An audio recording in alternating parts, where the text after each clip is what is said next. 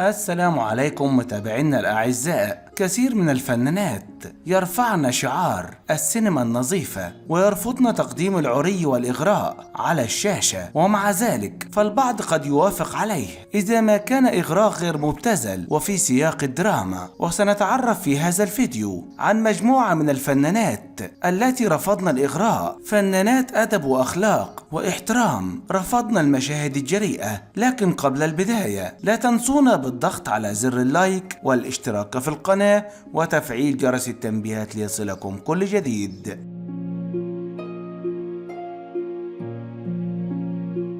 الفنانة وفاء صادق بدأت مسيرتها في التمثيل منذ بدايات التسعينيات. ولدت في 3 يونيو عام 1970. قامت بتمثيل 67 عمل فني.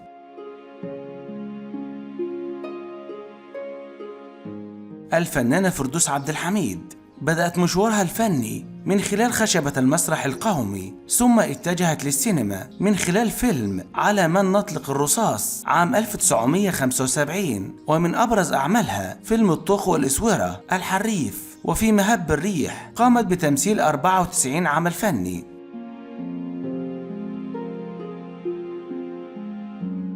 الفنانة كريمة مختار قدمت 235 عمل فني. وتوفت كريمة مختار في 2017 عن عمر ناهز 82 سنة.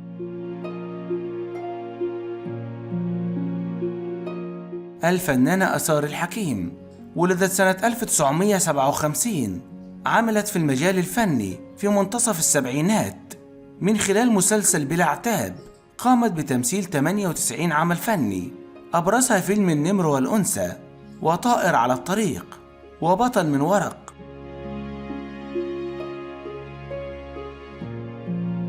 الفنانة سناء جميل دخلت الوسط الفني سنة 1951. قدمت 187 عمل فني. توفت سنة 2002 عن عمر ناهز 72 سنة.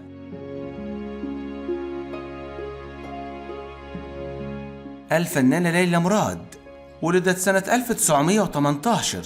قدمت 27 فيلما، من أشهرها قلبي دليلي، وليلى بنت الأغنياء، وغزل البنات. اعتزلت العمل في الفن في منتصف الخمسينات، وتوفت سنة 1995 عن عمر ناهز 77 سنة.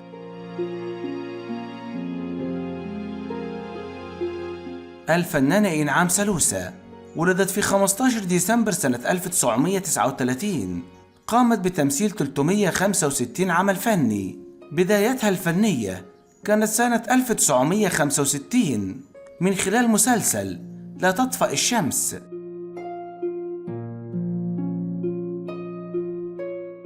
الفنانة أمال فريد ولدت سنة 1938. وكان أول عمل لها أمام الفنانة الراحلة فاتن حمامة في فيلم موعد مع السعادة سنة 1954. اعتزلت الفن في أواخر الستينات. قدمت للسينما 30 عمل فني.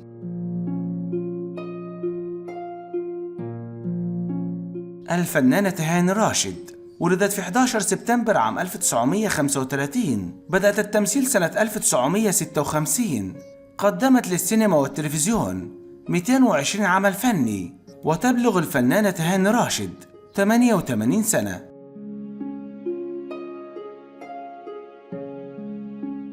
الفنانة نسرين هي مواليد 20 نوفمبر عام 1955. بدأت التمثيل في بداية السبعينات. قدمت للشاشة أكثر من 54 عمل فني. ابتعدت عن الوسط الفني عام 1991.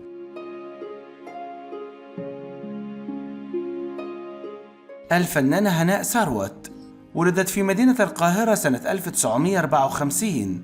قدمت للسينما 62 عمل فني. بدأت التمثيل سنة 1974 وابتعدت عن الفن سنة 1988.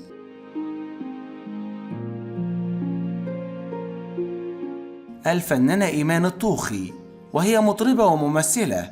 قدمت 47 عمل فني. وكانت آخر أعمالها مسلسل بوابة الحلواني سنة 1997.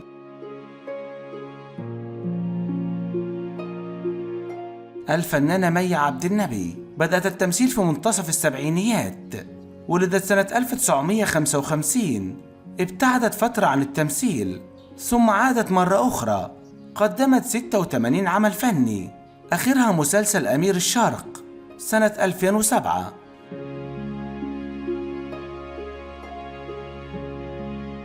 الفنانة ماجدة زكي ولدت في 12 ديسمبر سنة 1958. قدمت للشاشة أكثر من 127 عمل فني. كانت بدايتها في أواخر السبعينات، وهي الآن تبلغ من العمر 64 سنة.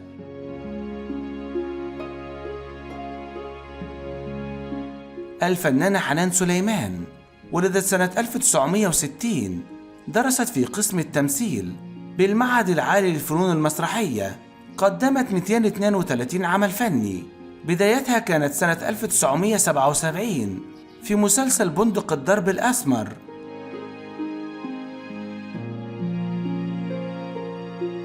الفنانة ناهد رشدي ولدت في 14 سبتمبر سنة 1956. دخلت الوسط الفني سنة 1959. قدمت 163 عمل فني. تبلغ من العمر الآن 67 سنة.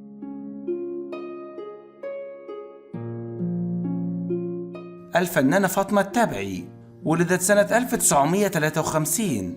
اعتزلت الفن وارتدت الحجاب في منتصف التسعينات. قدمت 82 عمل فني.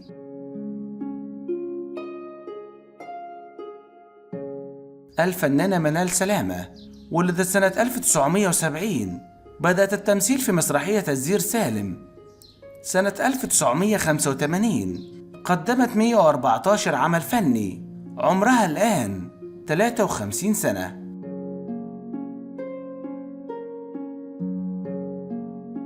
الفنانة دينا عبد الله ولدت سنة 1965. وبدأت التمثيل منذ الصغر من خلال عدة أفلام، من أشهرها فيلم الحفيد. قدمت 141 عمل فني، وكان آخر عملها مسلسل ليالي الحلمية الجزء السادس سنة 2016.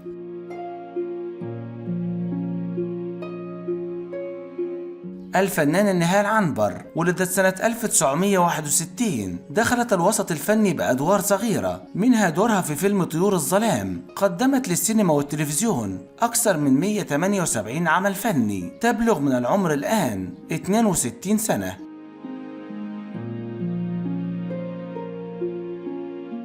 الفنانة عبلة كامل ولدت سنة 1960. تخرجت من كلية الآداب قسم مكتبات سنة 1984. بدأت مشوارها الفني مع مكتشفها المخرج يوسف شاهين في فيلم وداعا بونابرت سنة 1985.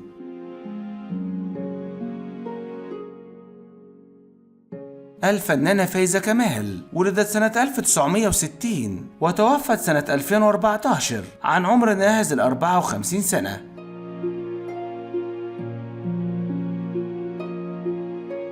الفنانة عفاف شعيب ولدت سنة 1948. تبلغ من العمر الآن 76 سنة. درست في المعهد العالي للفنون المسرحية سنة 1972.